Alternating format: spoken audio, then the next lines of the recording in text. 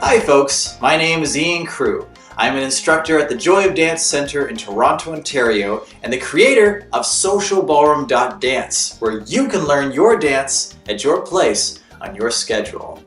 In many genres, dance is considered a bit of a younger person's sport.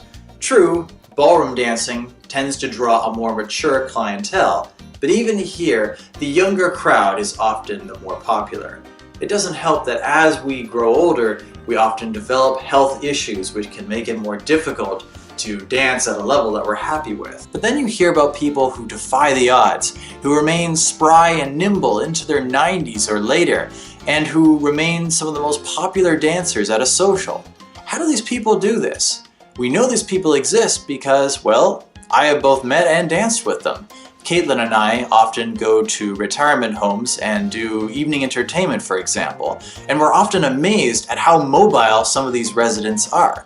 And I myself have danced, performed, and even competed with students who never thought that they would get as far as they did in their age. Now obviously it's important to know your situation. I mean, I'm not recommending that you just jump into, say, learning a fast salsa if you've recently had a hip replacement. But assuming that you're in reasonable health, there's no reason why you can't become both an accomplished and a popular dancer.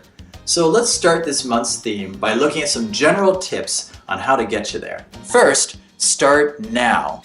The sooner you get into dancing, the more likely you'll be able to enjoy it later in life. Remember that quote about how every time you smoke a cigarette, it subtracts 4 minutes off of your life?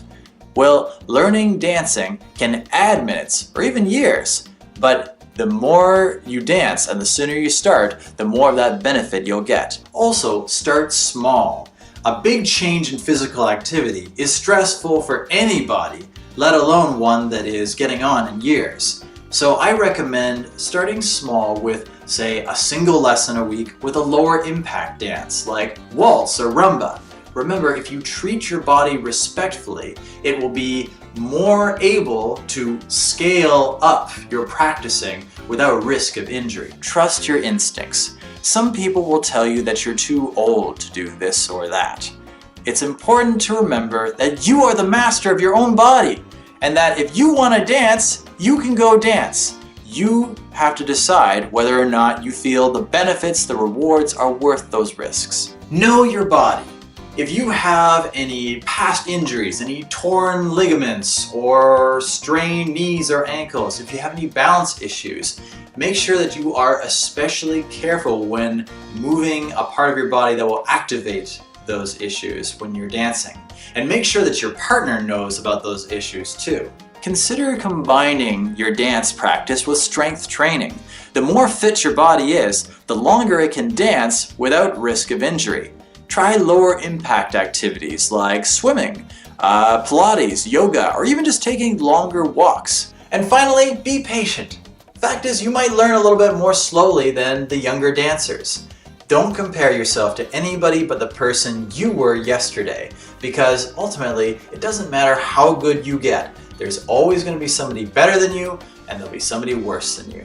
So, that's all we have for this week. Next week, we're going to talk about how senior dancers can make wise decisions about the studio they go to and how they can get the most from their lessons while they're there. So I look forward to seeing you then. If you had any questions or comments, you can message me on my Facebook fan page, Ballroom Dancers Anonymous, or you can email me at ian@socialballroom.dance. Again, that's ian@socialballroom.dance. Have yourself a fabulous week, and until next time, happy dancing.